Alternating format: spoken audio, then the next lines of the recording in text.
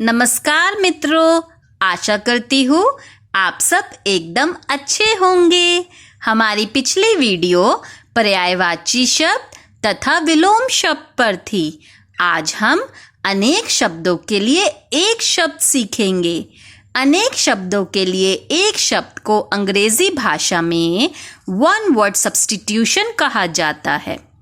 जब हम अपनी भाषा में अनेक शब्दों के लिए एक शब्द का प्रयोग करते हैं, इससे हमारी भाषा प्रभावशाली हो जाती है।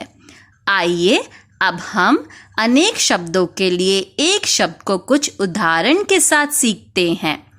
हमारा पहला अनेक शब्द है शिक्षा देने वाला। शिक्षा देने वाले को हम एक शब्द में शिक्षक कहते हैं। हमारा दूसरा अनेक शब्द है साथ में पढ़ने वाला। साथ में पढ़ने वाला को हम एक शब्द में सहपाठी कहते हैं। तीसरा शब्द है चित्र बनाने वाला। इसका एक शब्द है चित्रकार। हमारा अगला अनेक शब्द है जो कहानी लिखे। इसका एक शब्द है कहानीकार। हमारा अगला अनेक शब्द है कविता लिखने वाला। कविता लिखने वाले को हम एक शब्द में कवि कहते हैं। हमारा अगला अनेक शब्द है देखने वाला।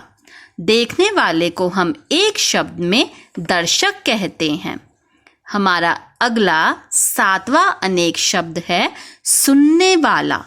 सुनने वाला को हम एक शब्द में श्रोता कहते हैं। अगला अनेक शब्द है जो बहुत बोलता हो। इसे हम एक शब्द में वाचाल कहते हैं। हमारा अगला अनेक शब्द है मन को हर लेने वाला। मन को हर लेने वाला को हम एक शब्द में मनोहर कहते हैं। हमारा 10वां अनेक शब्द है अपने देश में रहने वाला। इसे हम एक शब्द में स्वदेशी कहते हैं।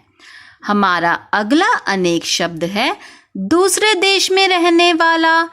इसे हम एक शब्द में विदेशी कहते हैं। हमारा 12वां अनेक शब्द है नीचे लिखा हुआ। नीचे लिखा हुआ को हम एक शब्द में निम्नलिखित कहते हैं। हमारा अगला अनेक शब्द है जो दिखाई न दे। जो दिखाई न दे इसे हम एक शब्द में अदृश्य कहते हैं। हमारा अगला शब्द है जिसकी कोई कीमत ना हो।